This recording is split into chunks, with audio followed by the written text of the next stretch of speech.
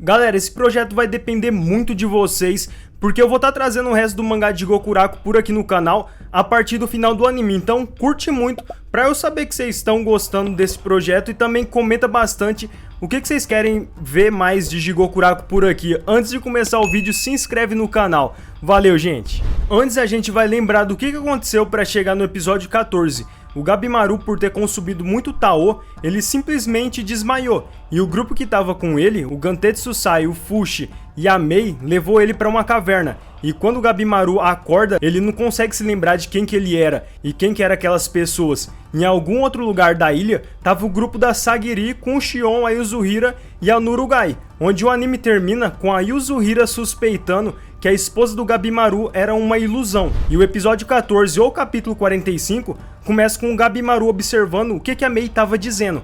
Mas em pensamento ele diz que não conseguia se lembrar de nada. Ele começa a se questionar em pensamento, perguntando onde ele estava e por que ele estava ali. Quem era essa gente que pro Gabimaru em pensamento ele fala que não pareciam inimigos. E ele se pergunta ouvindo a Mei falar, dizendo que história é essa de Elixir. E ele continua se questionando dizendo se ele tinha sofrido algum distúrbio no meio da missão e que a sua memória estava toda fragmentada. Mas uma coisa ele sabia, ele ainda era o Gabimaru vazio, o atual ninja do topo da pedra escondida. Enquanto ele observa o Fushi falar, ele diz em pensamento que de qualquer jeito só restava ele conseguir informações enquanto ele se adequava à conversa, para saber se eles eram inimigos ou aliados que ele podia confiar. E o Fushi pergunta para eles se eles concordaram com a teoria que ele falou sobre o Tao. O Gabimaru responde que não tinha problemas, e o Gantetsusai fica observando o Gabimaru, enquanto o próprio Gabimaru fica pensando que, mesmo que eles descubram sobre ele, era só matar todos eles. E o Fushi fala que já estava na hora dos três irem dormir. De um lado, o Gantetsusai já tinha dormido, e o Gabimaru concorda, mas ele fica do lado de fora da caverna.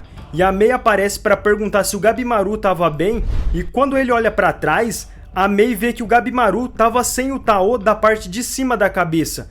E ele responde para ela que estava tudo bem e que ela podia ir dormir. Só que ainda assim a Mei fica assustada com aquilo.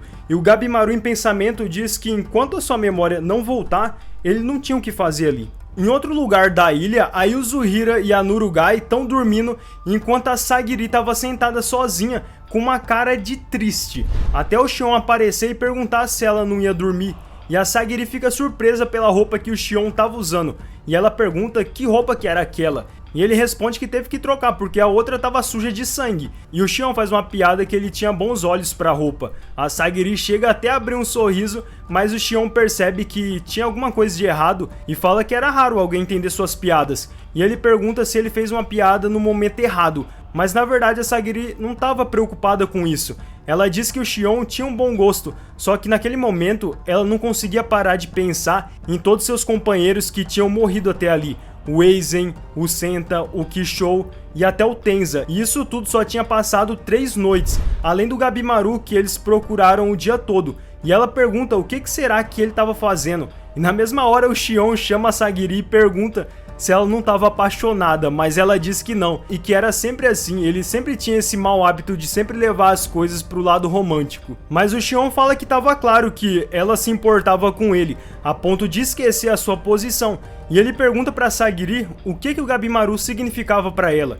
E enquanto a Sagiri respondia, passava uma imagem do Gabimaru na sua mente, e ela diz que honestamente não sabia, só que ele tinha nascido numa vila de assassinos e continuou a matar pelas ordens, e agora ele tá sofrendo depois de ter conhecido o amor. E além disso, e se essa força que move ele for uma enganação, como a Yuzuhira disse?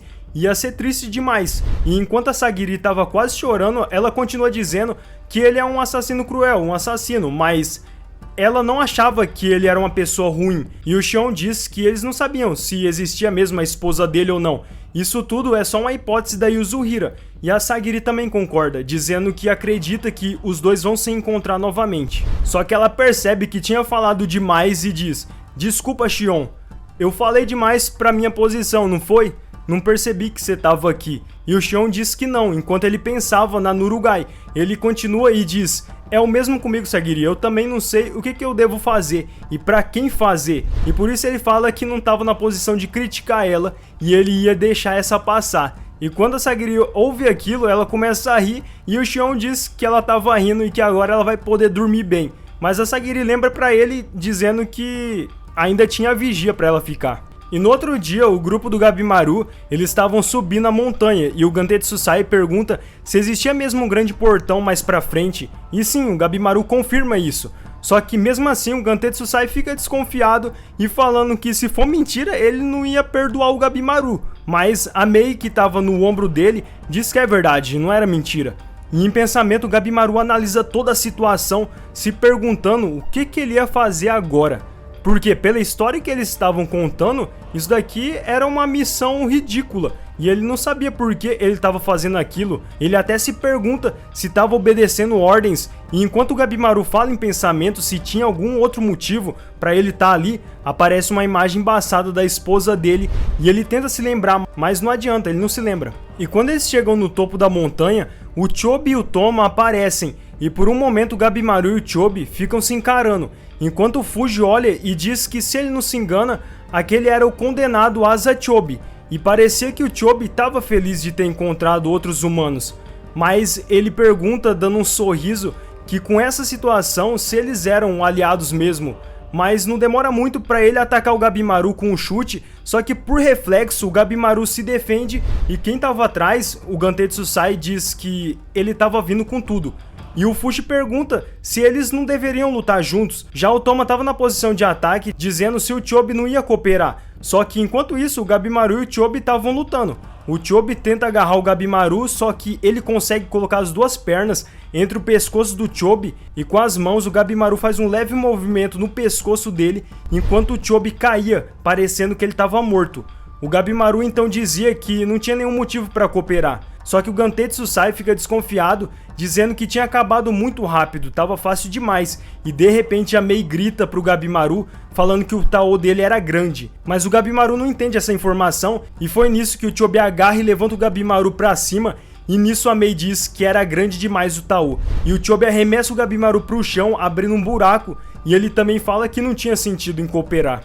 Enquanto tudo isso acontecia, o barco que o Shogun tinha enviado com reforços estava indo em direção à ilha. E lá dentro, um dos subordinados do Shogun fica pensando sobre o que o Shogun tinha falado de um tal de desembarque adicional. E ele até se pergunta em pensamento sobre isso. E ele lembra o que o Shogun tinha falado para ele antes do embarque deles para a ilha. Que como se passaram 2 dias e ninguém voltou da ilha, o Shogun ia aumentar o número de pessoas, dizendo que as próximas iam ser incríveis, porque iam ser 4 Yamadas Azaemon, incluindo aquele tal de Shugen. Só que não era só o clã Yamada, o Shogun decidiu levar para essa ilha os 4 ninjas de elite da Pedra Escondida com todos subordinados, que daria 50 pessoas. Até o Shogun fica impressionado pela generosidade do líder do clã. E o subordinado do Shogun lembra ainda que ele disse que com essas pessoas, comparado ao navio anterior, esse realmente é um navio de tesouros.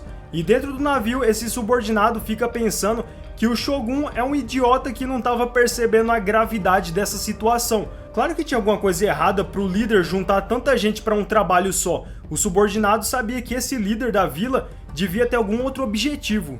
Por outro lado, o Shugen chega perto desse cara, perguntando se ele estava preocupado, e se ele tivesse para ficar tranquilo, porque eles iam agir a qualquer indicação de ameaça.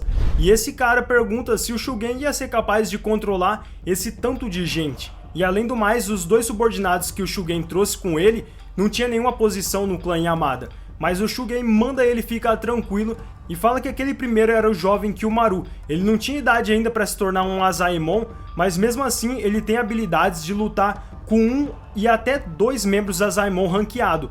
E ele diz que isso também servia para Izusu, que mesmo ela sendo uma mulher, os golpes dela são bem fortes, além dela ser uma das instrutoras de artes marciais do governo.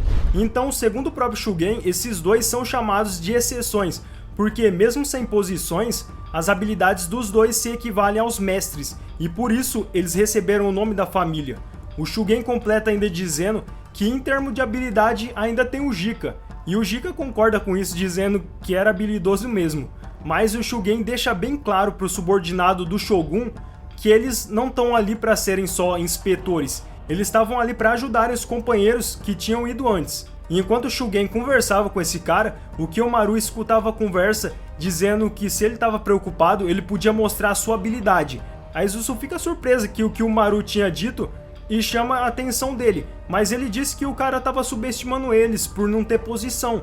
E ele continua falando que com certeza ele era mais forte que aquele cara. Só que mesmo assim, a Izuzu manda ele parar com isso. Mas o Kiyomaru não deu muita bola e ele saca sua espada contra um ninja da pedra e pergunta: sendo assim, por que eu não mato todo mundo aqui? E esse ninja responde para ele fazer o que quiser. Então o Kiyomaru dá um corte de cima para baixo e corta a máscara do outro ninja do lado, dizendo que tinha acertado o outro de propósito. Só que mesmo assim esse ninja não se mexeu, ele achou isso sem graça. E sem deixar barata, a Izuzu aparece atrás do Kiyomaru com uma cara séria falando pra ele guardar a espada porque ele tava sendo rude com os ninjas. Por outro lado, o Kiyomaru fica sério também e olha pra Izuzu e diz pra ela guardar a espada também. Até o cara do navio fica pensando se tava tudo bem com eles dois. Só que o ninja tira sua máscara e fala pra não se preocupar com eles. Eles não iam brigar com os samurais, mas a Izuzu tenta se desculpar pelas maneiras do Kiyomaru, só que pros ninjas não fazia diferença.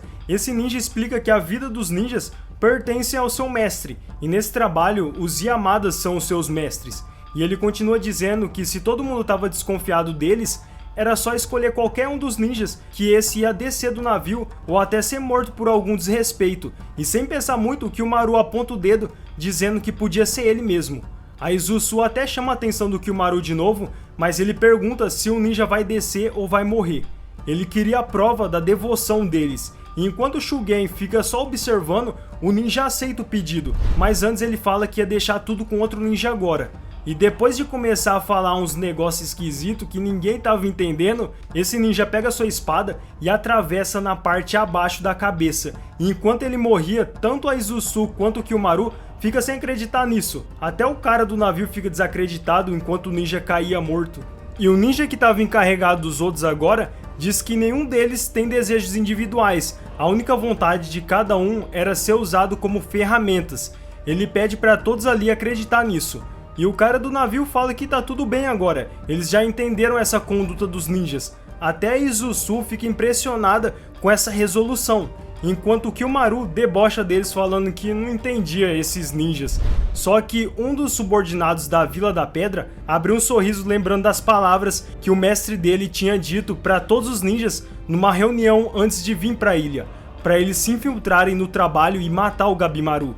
E o próprio chefe da vila não acredita que mesmo depois de ser condenado, ele ia receber outro trabalho. Então esse erro da pedra escondida deve ser esquecido. E ele continua dizendo que se eles não matarem o Gabimaru, eles não terão cumprido as suas responsabilidades. E o chefe completa dizendo para matar o Gabimaru e usar as suas vidas somente para isso. Voltando para o navio, o Kiyomaru ainda suspeita dos ninjas, perguntando para o Shugen se estava tudo bem confiar neles. E o Shugen, com uma cara séria, responde que tá tudo bem porque ele não acreditou em nada desde o começo.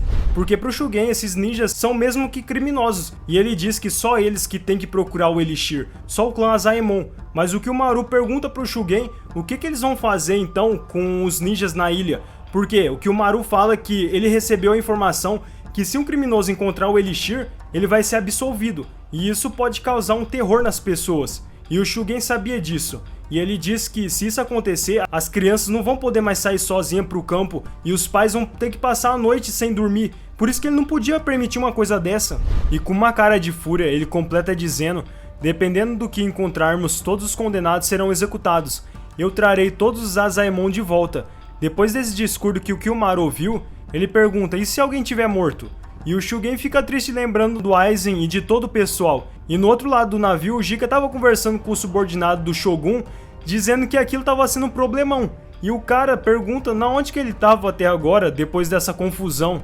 Mas o Jika diz que ele sabe que, juntando tanta gente, o trabalho ia ter algum obstáculo. Mas fazer o quê? O cara do navio fala que tudo isso era porque o Shogun ele queria que o trabalho fosse executado o mais rápido possível. E esse navio estava de certa forma levando ajuda extra para o primeiro. E o Jika fica assustado e ao mesmo tempo rindo do que ele tinha falado. O Jika até comenta se ele estava brincando. Mas o cara não entende da risada do Jika e pergunta por que disso. E com calma o Jika responde que esse navio não estava levando ajuda. Ele só estava levando mais mortes e caos. E ele completa dizendo: o nome desse navio devia ser Sonhos Despedaçados. Esse navio tá levando pesadelos e calamidades. Mais e mais morrerão. Nenhum de nós vai voltar vivo. Enquanto o cara do navio começa a ficar preocupado, o Jica faz uma pergunta: por isso, não seria melhor a gente voltar? E o episódio 14 finaliza aqui com muita coisa acontecendo, e eu quero de verdade o feedback de vocês sobre a narração, o que eu posso melhorar, se tá bem ou tá mal, comenta aí embaixo. E eu disse antes, eu vou precisar da ajuda de vocês para esse projeto continuar, então curte e comenta aí, que eu já tô preparando o episódio 15 que vai ser muito louco. Quem não for inscrito, se inscreve aí, forte abraço galera, até o próximo vídeo.